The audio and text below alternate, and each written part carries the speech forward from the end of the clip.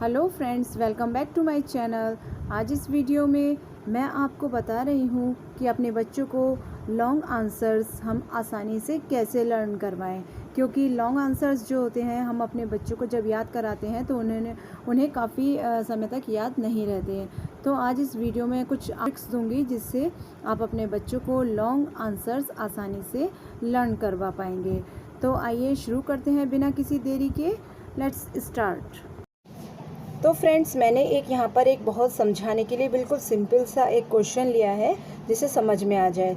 तो सबसे पहले देखिए, मैं आपको यहाँ पर क्वेश्चन रीड करके बता देती हूँ, फिर समझाती हूँ कि आपको किस तरीके से इसको लर्न कराना है। और लास्ट में मैं आपको एक टिप भी दूँगी जिसमें जो टिप आपको बहुत हेल्प करेगा इसे याद कराने में, और जो भी क्वेश्चंस आपके नेक्स्ट होंगे वो याद कराने में बहुत हेल्प करेगा। तो देखिए, क्वेश्चन है, why could Salim's uncle not travel by a goods train.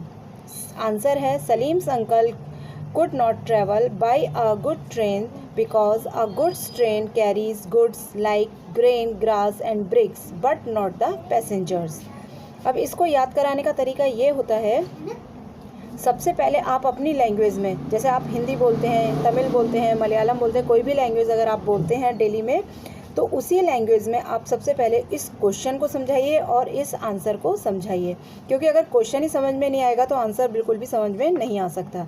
तो सबसे पहले देखिए, मैं आपको एग्जांपल बताती हूँ कि why could Salim's uncle not travel by a goods train, कि क्यों सलीम के अंकल नहीं कर सके यात्रा by a goods train, goods train में यात्रा नहीं कर सके। गुड्स ट्रेन का मतलब है मालगाड़ी में यात्रा नहीं कर सके। तो ये बिल्कुल क्लियर करके समझाइए कि क्यों सलीम्स के अंकल मालगाड़ी में यात्रा नहीं कर सके। तो आंसर है, Salim's uncle could not travel by a goods train. Salim के अंकल मालगाड़ी में यात्रा नहीं कर सके बिकॉज, क्योंकि अ गुड्स ट्रेन, एक जो गुड ट्रेन होती है, जो मालगाड़ी होती है, कैरीज गुड्स, वो ले जाती है क्या, गुड्स यानी सामान, like grain, grass and bricks, घास, वो अनाज, घास और ईंटें, बट नॉट द पैसेंजर्स, लेकिन पैसेंजर्स नहीं लेकर जाती है। अगर आपने क्वेश्चन और उसका आंसर उसकी लैंग्वेज में ही बच्चों को समझाया है, जैसे हिंदी में अगर आपने इसे अच्छी तरह समझा दिया है, तो इसको याद करने में और आसानी हो जाएगी। अब आपको क्या करना है, या तो आप इसको लाइन वाइज, लाइन एक एक लाइन करके ही लर्न कराइए, कि जैसे आपने एक लाइन लर्न करा दी, फिर उसके बाद दूसरी लाइन लर्न कराइए। जब दूसरी लाइन लर्न हो जाती है तब हम पहली लाइन पे फिर से आते हैं और फिर सेकंड लाइन फिर से हम रिवाइज़ करते हैं। इस तरीके से फिर थर्ड लाइन पर आएंगे, फिर 1 2 3 3 लाइन रिवाइज़ करेंगे, फिर फोर्थ लाइन पे आएंगे, फिर 1 2 3 4 फिर से रिवाइज़ करते हुए जाएंगे। तो इससे बहुत ज़्यादा पक्का हो जाता है।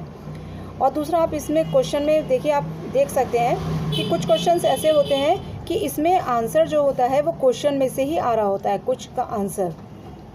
जैसे यहाँ पर आप देख सकते हैं, Salim's uncle could not travel by a good train. यहाँ तक तो आप देख सकते हैं कि क्वेश्चन में से ही आ रहा है। इतना तो हम आप बच्चों को बता सकते हैं कि ये आंसर जो है क्वेश्चन में से इतना आ रहा है, आप यहाँ से इसे लर्न कर सकते हैं।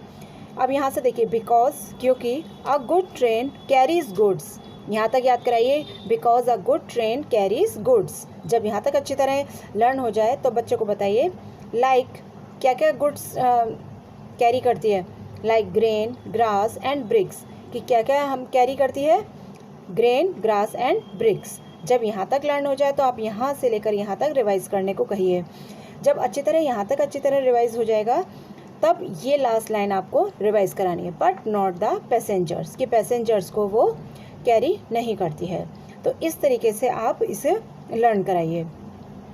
जैसा कि मैंने आपको बोला था कि लास्ट में मैं आपको एक टिप बताऊँगी जिससे और ये आसान हो जाएगा।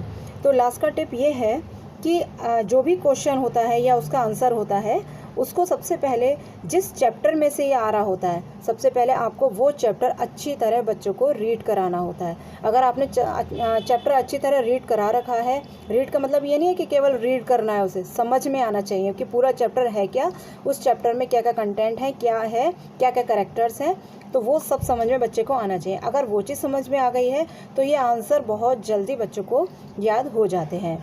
और जैसे कि हम अगर क्वेश्चन आंसर बच्चों को कराते हैं कि कभी कभी 1 लाइनर भी क्वेश्चन आंसर होते हैं, कभी कभी होते हैं कि इतने बड़े बड़े होते हैं, कभी इससे भी बड़े होते हैं, तो हमेशा कोशिश करनी चाहिए 1 लाइनर की जगह आपको सबसे पहले बड़े वाले क्वेश्चन आंसर ही लर्न कराने चाहिए।